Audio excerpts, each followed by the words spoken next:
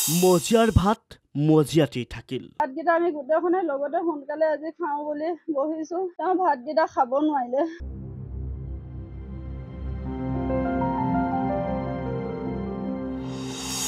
ভোকৰ ভাত খাবলৈ ঘূৰি নাহিল ঠিকাদাৰ সুনীল গগৈ।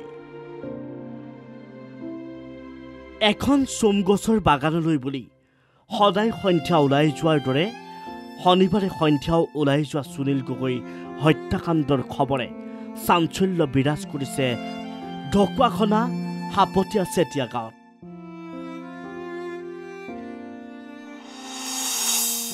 শিৰচ্ছেদ কৰি হত্যা সুনীল গগৈ।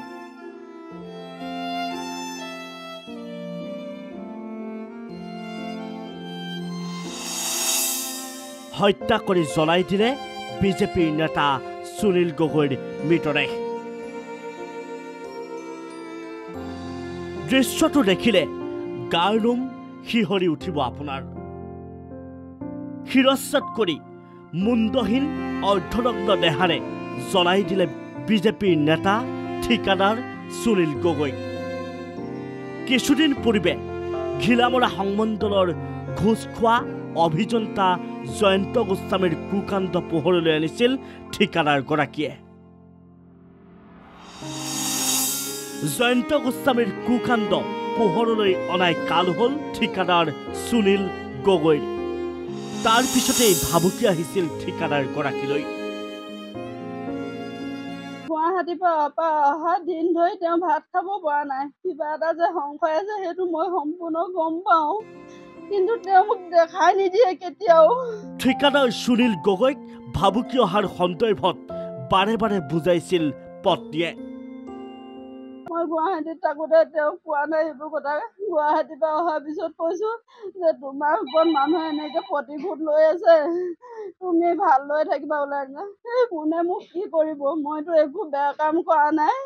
দুদিনমান মানুহে খং খাব, ভাল হৈ যাব।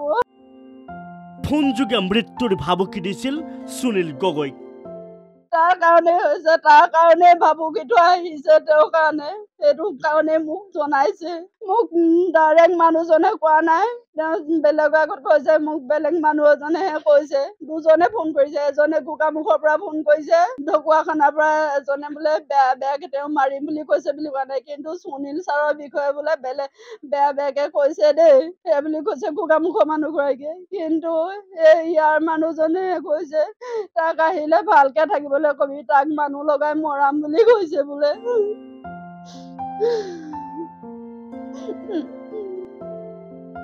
পত্নীলৈ অহাৰ ভাবুকিয়ে অৱশেষত কাল অমানিশা কঢ়িয়াই আনিলে সুনীল গগৈৰ পৰিয়াললৈ। নৃশংসভাৱে দুৰ্বৃত্তই হত্যা কৰি জ্বলাই দিলে সুনীল গগৈক।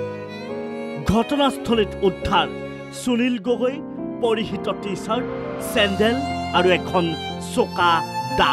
সমগ্ৰ ঘটনা সন্দৰ্ভত আৰক্ষীক খবৰ দিয়াৰ পিছতেই ঘটনাস্থলীত উপস্থিত আৰক্ষী। ঘটনাৰ উচিত তদন্তৰ বাবে ডিজিপি জিপি সিঙৰ নিৰ্দেশত শীৰ্ষ পৰ্যায়ৰ আৰক্ষীৰ লগতে CID আৰু ফৰেন্সিকৰ এটা দল প্ৰেৰণ ঢকুৱাখনালৈ। তন্নতন্নকৈ পৰীক্ষা ঘটনাস্থলী। तरीके से जल गया है। अभी बहुत साइंटिफिकली एविडेंस कलेक्ट होगा, तो उसके बाद ओनली आफ्टर पोस्टमार्टम एग्जामिनेशन क्या हुआ कैसे हुआ वो पता चल रहा है। एंड बाकी तो ग्राउंड लेवल जो इंटेलिजेंस है वो हम कलेक्ट कर रहे हैं, इंक्वायरी चल रहा है।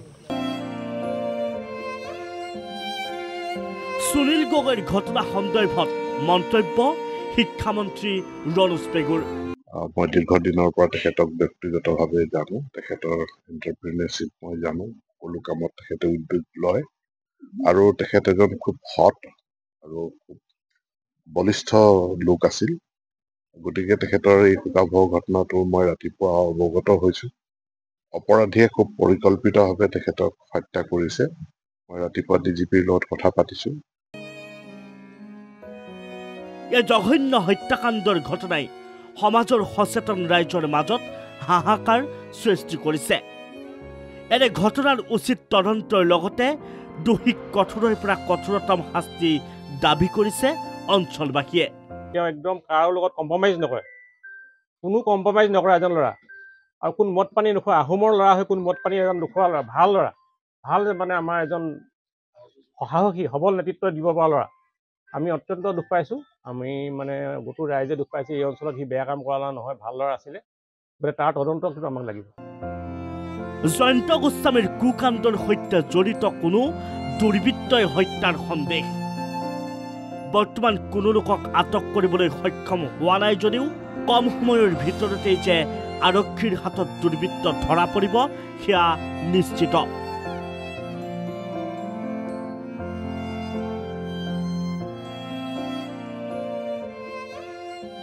ঢকুৱাখনাৰ পৰা ঘনকান্ত আৰু লখিমপুৰৰ পৰা পল্লৱ মিলি দ্য নিউজ প্লাছ